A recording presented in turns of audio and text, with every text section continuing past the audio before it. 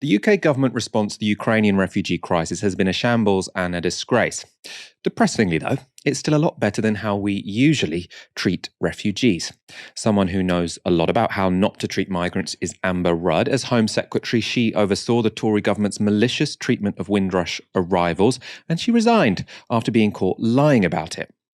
This is Rudd this week, speaking to Radio 4. I find it absolutely baffling and really disappointing that the numbers of visas being issued are so tiny compared to other European countries. And I can only put it down to this, which is that the Home Office is looking for, I think, examples of what to copy. What has worked before? How do we put it in place? And then make sure we roll it out, as they say. When actually the correct approach is something completely different. Everything has changed since Putin invaded Ukraine. Our approach should be wholly different. We've got war in Europe. We've got refugees we need to help now who have left their countries. And, it's worth acknowledging on International Women's Day, women and children being targeted, women leaving with their children, needing support. And I think that somebody needs to just address with the Home Office and the Home Secretary, this is not a business as usual. We need a new scheme. This is something completely different. A new approach is needed. That answer is really, really incredible. This is a former Home Secretary saying the problem with the current Home Secretary is that they're copying the policies of former Home Secretaries. Rudd says that's not right because this is a completely different situation to what we've faced before and what she's faced before.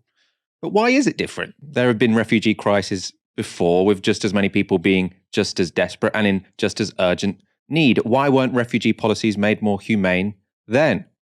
Rudd's reason, this is a war in Europe. These are Europeans. Emma Barnett is conducting this interview, and she's famous for supposedly asking very, very tough questions. Let's see if she picked Rudd up on any of this.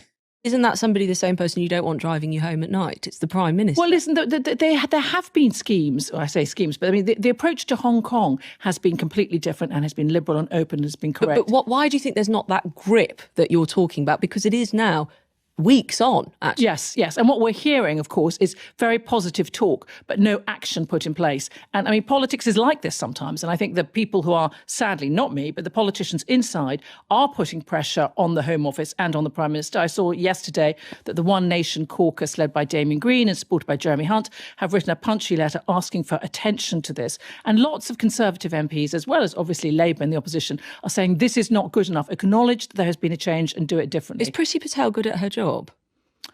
Listen, I'm not going to criticise her. I know how difficult that job is. No, because I'm asking. This is a very... you don't need to necessarily make it personal, but I suppose how can you not?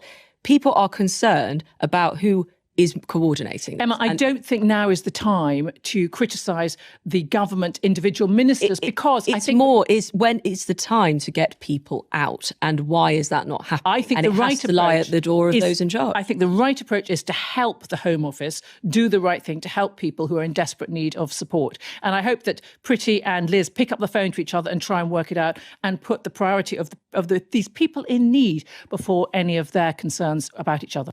So that was interesting. Rudd essentially let it slip that Liz Truss and Priti Patel hate each other. But what went completely unnoticed by the BBC host and what was seen as perfectly natural was that inhumane asylum policies were fine for Syrian refugees or Iraqi refugees, by the way, refugees created by Britain's wars, but not for Ukrainians. I mean, this is the face of our immigration system, of our refugee system, of our asylum system.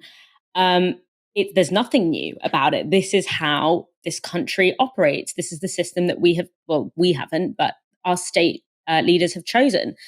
And the hostility and the racism of our migration system that has been there endemically for years is becoming legible because, let's be frank, the people who are on the other end of it right now are people who don't look like the kinds of people that we are used to treating with utter contempt, that we are used to dehumanizing. These aren't the people whose suffering and disposability we've become used to, or which has even become pathologized. We aren't, and rightfully so, we shouldn't be. We aren't blaming the Ukrainian people for being displaced and being, by a conflict that they did not cause.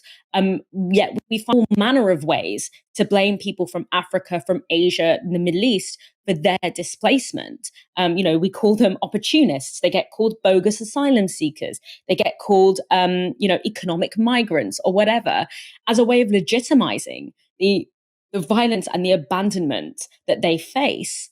And it's quite something to watch the ideological acrobatics that are happening in order to shapeshift that idea right now.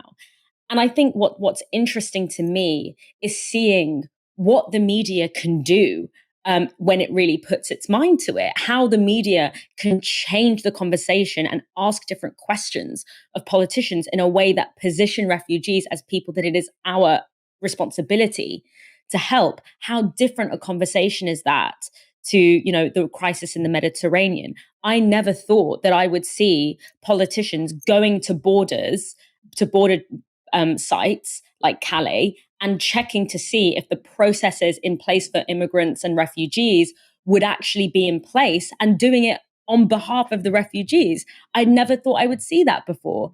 And so what we're seeing here is a glimpse into what is possible in terms of, the public discourse around migration. And it's undeniable, the racism of our immigration system and our refugee system. This is not a neutral institution that is, used for sort of logical scientific reasons. It is underpinned by a racist ideology that looks to hoard Britain's resources, which it extracts from the rest of the world, from the people who live in the parts of the world that it extracts resources from, to put it simply and crudely. I want to go to a couple more examples of the double standards we have seen when it comes to this particular issue, when it comes to Ukrainian refugees versus other refugees. And by the way, I'm not saying this to reduce in any way the humanity we should show to Ukrainian refugees. They deserve our utmost absolute solidarity. But it would just be nice if the media and politicians would treat people from everywhere like they have been, at least discursively, as we've talked about already. The policy towards Ukrainian refugees is pretty shoddy, but discursively they are being treated, as humans in a way that we didn't see when it came to Syria. But looking at some double standards, we could have chosen a bunch, but there's just one example or two front pages that I want to show you that really made my jaw drop. So they're both from The Spectator. This is this week's edition. So the front page says border farce, and you can see other European countries with signs saying welcome, and Priti Patel holds a long bit of paper with all the different conditions someone would have to meet to get into the country. Great, good cover image, very cutting, very to the point. But it's quite the turnaround, because this was The Spectator 9 months ago. Priti Patel sitting by the white cliffs of Dover, turning the tide. So it's a very celebratory image of Priti Patel looking at people who are trying to come across in a dinghy. These are quite likely people from Iraq or Syria, people fleeing wars. As I say, in the Iraqi case, this is a British war they're fleeing. And The Spectator in this case is, they're not particularly humanized. They're these tiny little people in a dinghy. And then you've got Priti Patel turning the tide. They're not even people with a tide, are they? They're sort of geological phenomenon to be pushed away. And this is the same newspaper. When it's Ukrainian refugees, quite rightly, they are criticizing the government for making people fleeing war tick all of these boxes before they can, get to a country where in lots of cases they have family and friends.